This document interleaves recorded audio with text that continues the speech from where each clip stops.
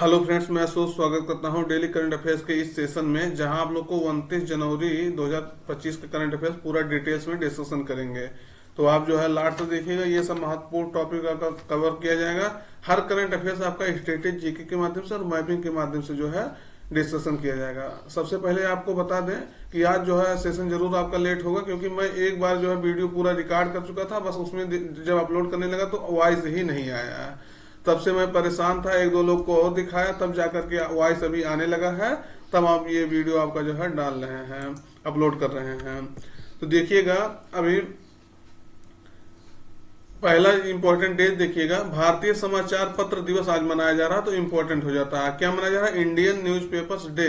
कब मनाया जाता है? 29 जनवरी को मनाया जाता है। आज वैसे मौनी अमावस्या भी है, तो इसको भी ध्यान रखना है। जहां प्रयागराज में सब लोग स्नान कर रहे हैं, हालांकि न्यूज ये भी सुनाई दे रही है कि भगदड़ मच गया है, उसमें कई सारे लोग जो है घायल हो गए हैं। तो आप लोग जो है जहां भी जाइए, सुरक्षित कम से कम अपनी यात्रा को जो है सुरक्षित करने के लिए हर कदम उठाइए। तो देखिएगा, अब डिटेल्स में देखते हैं कि भारतीय समाचार पत्र दिवस मनाया जा रहा है। तो क्यों मनाया जा रहा है? यह दिन जो है पहले भारतीय समाचार पत्र यानी दी बंगाल गजट के जो है प्रकाशन की याद में जो है मनाया जाता है। जब ये द बंगाल गजट का जो है कौन प्रकाशित किया था? तो जेम्स अगस्टस हिक्की ने जो है प्रकाशित किया था 1780 ईस्वी में। उस समय जो है गवर्नर जनरल कौन थे? वारेन हेस्टिंग जो है वहां के गवर्नर जनरल थे, वारेन हेस्टिंग्स। तो ये ध्यान रखना है, इनके वारेन हेस्टिंग के प्रशासन का जो है इन्होंने कड़ी विरोध किया था इस दी बंगाल गजट ने, ये समाचार पत्र ने, जिसके कारण से जो है इनको मार्च 1782 ईस्वी में जो है बंद कर देना पड़ा था विरोध के कारण। तो ये ध्यान रखना है, ये क्वेश्चन आपका इतिहास में पूछा जा चुका है कि इसका प्रकाशन कौन किए थे। तो यह दिन जो है प्रेस की आजादी और पत्रकारिता के महत्व को जो है बढ़ाने के लिए जो है मनाया जाता है। तो ध्यान रखना है। अगला क्वेश्चन देखिएगा, भारत किस संगठन या जो है कार्यक्रम में जो पर्यवेक्षक यानी ऑब्जर्वर नेशन के रूप में शामिल हुआ है? तो सही उत्तर आपका रहेगा यूरोड्रोन कार्यक्रम। देखिए, हम आपको केवल विकल्प बताएंगे क्योंकि काफी लेट भी हो चुका है। तो यूरोड्रोन कार्यक्रम में जो है भारत शामिल हो गया है। तो यूरोड्रोन कार्यक्रम क्या है? भारत जो है आधिकारिक तौर पर जो है एक पर्यवेक्षक राष्ट्र के रूप में यूरोड्रोन कार्यक्रम में शामिल हो गया है, जो यूरोप के साथ जो है उसके रक्षा सहयोग में एक महत्वपूर्ण कदम है। तो ये आपको ध्यान रखना है। यह घोषणा किसने किया है? तो संयुक्त आयुध सहयोग संगठन OCCAR, जिसे कहते हैं organisation of joint armament cooperation, उन्होंने जो है ये घोषणा किया है। यह प्रयास जो है यूरोपीय देशों के साथ रक्षा सहयोग बढ़ाने के लिए जो भारत की प्रतिबद्धता को जो है दर्शाता है। खास करके भारत की वायुसेना के साथ जो है ये सहयोग बढ़ेगा, तो ज्यादा से ज्यादा जो है भारत की वायुसेना जो है मजबूत हो सकेगी। अभी तक जो है यूरोड्रोन कार्यक्रम में या यूरोड्रोन प्रोग्राम में जो है इंडो पैसिफिक क्षेत्र से केवल और केवल जापान शामिल था। अब केवल और केवल दो देश, भारत और जापान, शामिल हो गए हैं। केवल दो देश अभी तक, दो देश इसमें जो है शामिल है। तो ये आपका ध्यान रखना है, ये भी आपसे पूछा जा सकता है कि कौन से दो देश इसमें शामिल हैं। तो भारत और जापान। 2016 में जो है शुरू किए गए यूरोड्रोन कार्यक्रम का अनुमानित मूल्य जो है लगभग $7.3 बिलियन है, और इसका नेतृत्व जो है 4 देश कर रहे हैं। फ्रांस हो गया, जर्मनी हो गया, इटली हो गया और स्पेन के 4 यूरोपीय देश कर रहे हैं। तो इसको भी ध्यान रखना है। एयरबस हो गया, डसाल्ट हो गया, लियोनार्डो हो गया, जैसी प्रमुख उद्योग भागीदार इस जो है ये प्रमुख कंपनियां हैं, इस परियोजना को जो है आगे बढ़ा रहे हैं।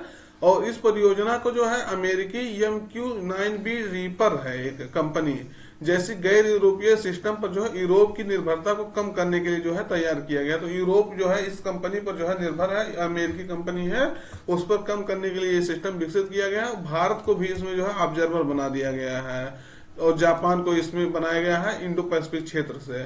तो ध्यान रखना है, ये आपका इंपॉर्टेंट हो जाता है। अगला देखिएगा, असम की दूसरी राजधानी जो है किस शहर को बनाया जाएगा? तो विकल्प में गुवाहाटी, डिब्रूगढ़, तेजपुर, जोरहाट। सही उत्तर आपका रहेगा डिब्रूगढ़ में जो है असम की दूसरी राजधानी बनाने के लिए घोषणा कर दिया गया है। 3 वर्ष में जो कहा गया है कि इसका विकास करके जो है इसमें शामिल हो जाएगा, ये राजधानी दूसरी राजधानी के रूप में इसमें शामिल हो जाएगा। तो डिब्रूगढ़ में जो है ये राजधानी बनाने के लिए किया गया है। CM हेमंत बिस्व शर्मा जो है उसकी घोषणा की है, बिस्व शर्मा। तो डिब्रूगढ़ को जो है एक पूर्ण शहर और असम की दूसरी राजधानी के रूप में अगले 3 वर्षों में जो है विकसित किया जाएगा। और देखिएगा तेजपुर एक शहर, देखिए पहले आप यहाँ देख लीजिए, दिसपुर यहाँ की क्या है, राजधानी है, ये ध्यान रखना है। गुवाहाटी यहाँ का बड़ा शहर है जहाँ IIT गुवाहाटी स्थित है, तो ये आपको ध्यान रखना, ना कि गुवाहाटी इसकी राजधानी है, गुवाहाटी इसका बड़ा शहर है, दिसपुर इसकी राजधानी। कई लोग तो यही जानते हैं गुवाहाटी इसकी राजधानी है। तो तेजपुर में जो है राजभवन का निर्माण किया जाएगा और इसे जो है असम की सांस्कृतिक राजधानी के रूप में जो है विकसित किया जाएगा, कल्चरल कैपिटल के रूप में जो है विकसित किया जाएगा। और सिलचर में जो है सचिवालय यानी सेक्रेटरिएट बनेगा और उसके मुख्य सचिव यानी चीफ सेक्रेटरी का कार्यालय भी वहीं सिलचर में बनेगा। तो ये आपको ध्यान रखना है, इससे निश्चित रूप से बहुत फायदा होगा, क्योंकि जो खाली दिसपुर या गुवाहाटी में जो विकास हुआ है वो आपके पूरे राज्य के चारों ओर फैलेगा, तो इससे जो है फायदा होगा काफी। तो ये अब जैसे उत्तर प्रदेश है, तो उत्तर प्रदेश का मान लीजिए कल्चरल राजधानी वाराणसी को बना दिया गया है, मुख्य राजधानी क्या है आपका जो है लखनऊ है ही है। उसके बाद जो कहेंगे न्यायिक राजधानी जो है आपके हिसाब से कह सकते हैं इलाहाबाद है, क्योंकि यहाँ हाई कोर्ट इलाहाबाद में ही स्थित है। वैसे आप देखेंगे जो है इंडस्ट्रियल कैपिटल का है, तो आप कोलकाता कहाँ से, कानपुर को मान सकते हैं। तो ये आपको सब याद रखना है। अगर ये देखिएगा पहले मैप में देख लीजिएगा, तो ये आपका जो है कहाँ है, ये दिसपुर है आपका राजधानी जो मुख्य है, गुवाहाटी जो आपको बताएं, और डिब्रूगढ़ आपका यहाँ है। तो ये आपको ध्यान रखना है। अगला देखिएगा, भारत के किन 2 शहरों को जो है यूनेस्को द्वारा wetland cities of the world की सूची में जो है रखा गया है। तो विकल्प में है उदयपुर और हैदराबाद, इंदौर और भुवनेश्वर, उदयपुर और इंदौर, प्रयागराज और इंदौर। सही उत्तर आपका रहेगा इंदौर और जो है उदयपुर और इंदौर, यानी इंदौर और उदयपुर को इसमें शामिल किया गया है। तो ध्यान रखना है, उदयपुर और इंदौर भारत के पहले ऐसे शहर बने हैं, तो ये पहली बार ऐसा हुआ, इसलिए ध्यान रखना है। जिन्हें जो है रामसर कन्वेंशन के अर्धभूमि शहर यानी वेटलैंड सिटी के रूप में जो है वैश्विक सूची में शामिल किया गया है। इस सूची में जो है उन शहरों को रखा जाता है जो अपने प्राकृतिक और कृत्रिम अर्धभूमि को जो है संरक्षित करने और उनके संसाधनों और समझदारी से जो है उपयोग करने में जो है अग्रणी भूमिका निभाते हैं। आप कह सकते हैं जो सस्टेनेबल डेवलपमेंट गोल्स के रास्ते पर चलते हैं, उन शहरों को या उनको जो है इसमें शामिल किया जाता है, जो सतत विकास करते हैं, जो आने वाली पीढ़ियों को जो है कम से कम नुकसान पहुंचाए हुए अपना विकास कार्य करते हैं। तो और देखिएगा रामसर समझौता के बारे में निश्चित रूप से जान लीजिए। 2 फरवरी 1971 को जो है ये समझौता हुआ था। ईरान का एक शहर है, ईरान के उत्तरी भाग में एक शहर स्थित है जो कैस्पियन सागर के दक्षिणी तट पर स्थित है। ये दोनों क्वेश्चन आपका पूछा जा चुका है, कहाँ स्थित है रामसर। तो वहां जो है विश्व के कई सारे देश जो है अर्धभूमियों के संरक्षण के लिए जो है जुटे थे, तो वहीं ये समझौता हुआ था अर्धभूमि पर, जो रामसर कन्वेंशन। तो उसी लिए जो है अर्धभूमि संरक्षण से जो है अर्धभूमि संरक्षण इसी से जो है संबंधित है रामसर कन्वेंशन से। तो ध्यान रखना है रामसर जो है कहाँ है, ये क्वेश्चन आपका पूछा जा चुका है, तो ईरान में है। तो ये देखिएगा इसीलिए जो है 2 फरवरी को जो है विश्व अर्धभूमि दिवस मनाया जाता है। तो ये भी आपको एक महत्वपूर्ण क्वेश्चन हो गया। अभी 2 फरवरी बस जस्ट कुछ ही दिन बचा है हम लोग से, तो 2 फरवरी को आपको पूरा इसका डिटेल्स बता देंगे। तो भारत में वर्तमान में अभी देखेंगे तो 85 अर्धभूमियां हैं। सबसे अधिक तमिलनाडु में है 18 है और उत्तर प्रदेश में अभी 10 हैं। तो अभी 85 अर्धभूमियां भारत में पूरा हो गई हैं। ये आपको ध्यान रखना, तमिलनाडु में सबसे ज्यादा है, उत्तर प्रदेश में सेकंड स्थान पे है। और सर्वाधिक रामसर स्थल वाले देश देखेंगे तो यूनाइटेड किंगडम में यानी ब्रिटेन में जो है 175 अर्धभूमियां हैं और मैक्सिको में सेकंड स्थान पे 142 है। तो ये क्वेश्चन आपका पूछा जा चुका है, ध्यान रखना है। तो ये देखिएगा आपका कैस्पियन सी है, वहां इसके तट पर स्थित ये जो है शहर है, तो ध्यान रखना है। ये रामसर है आपका। दोस्त जानकारी अच्छी लग रही है तो चैनल को सब्सक्राइब करिएगा और अपने मित्रों तक इसको जरूर शेयर करिएगा। अगला देखिएगा, महिला हॉकी इंडिया लीग 2024-25 के जो है पहले संस्करण को जो है किस टीम ने जो है जीता है।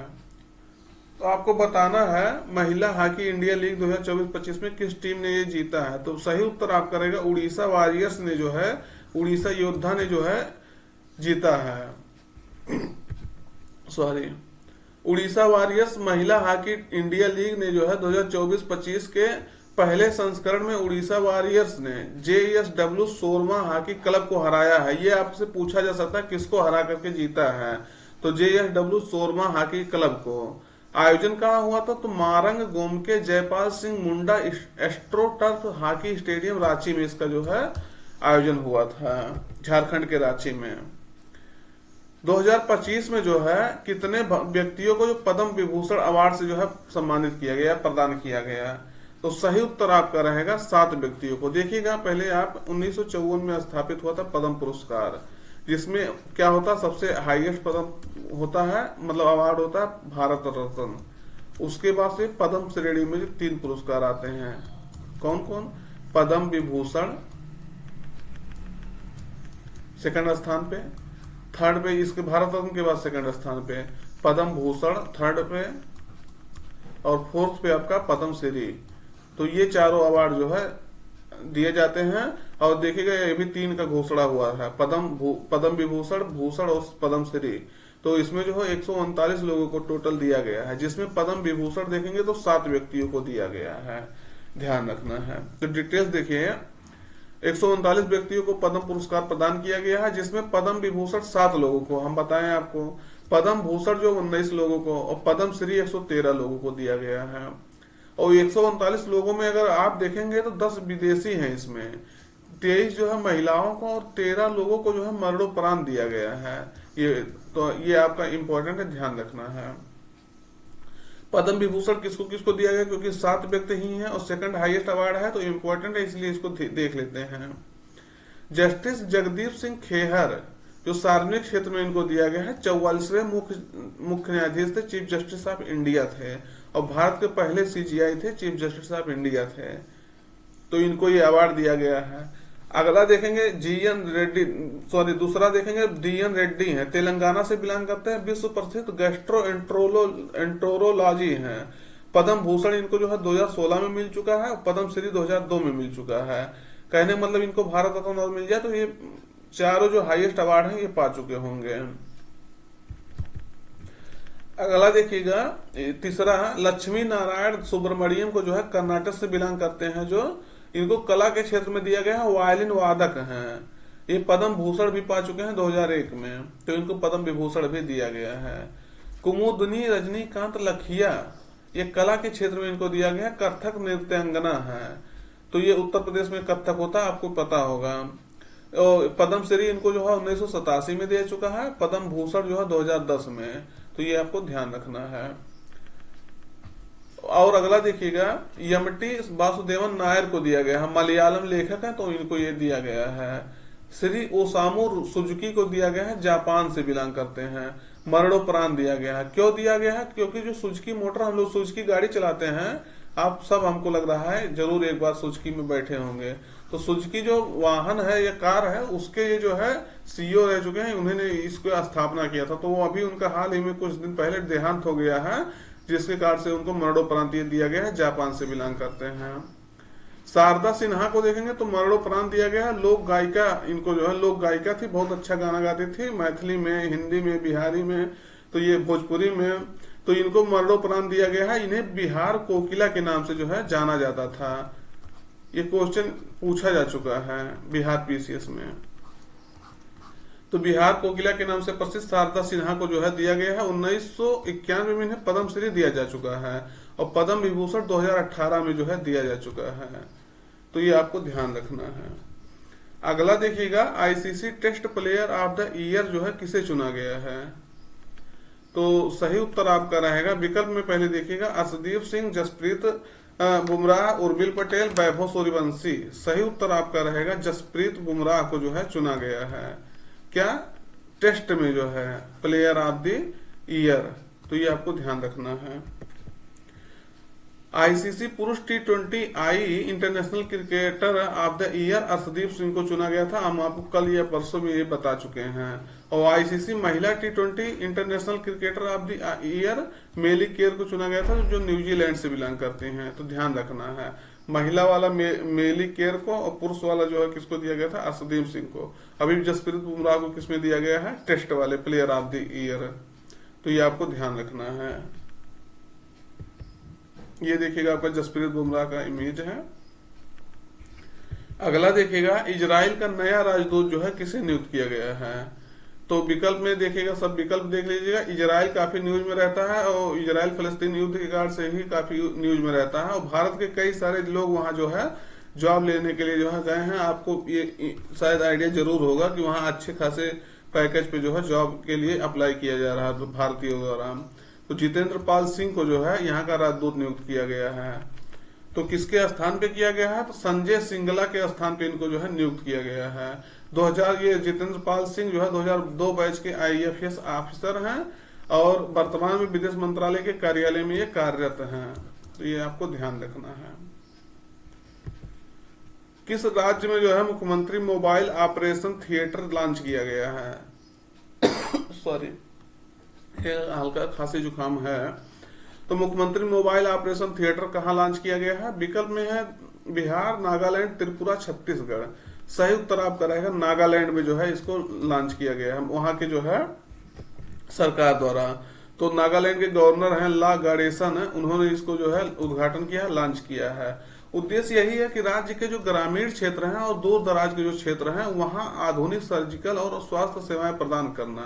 जैसे एक मान लीजिए एम्बुलेंस हो गया, एम्बुलेंस को मानते हैं, अभी क्या हो गया, मान लीजिए वहां लाने ले जाने में असुविधा होती है, पहाड़ी क्षेत्र मान लीजिए है, तो इसमें क्या होगा कि गाड़ी में सब सुविधाएं रहेगी, मतलब एम्बुलेंस टाइप का कुछ रहेगा जो चलती फिरती, मोबाइल मतलब वही हो गया चलती फिरती, उसमें आप जो है नॉर्मल सर्जरी कर सकते हैं, बढ़िया से आप पूरी उसमें मेडिकल फैसिलिटी रहेगी, सर्जिकल इंस्ट्रूमेंट सब रहेगा, वो गाड़ी आपके आसपास पहुंच जाएगी, वहीं आपका जो है सर्जरी हो जाएगा, आपका ऑपरेशन हो जाएगा।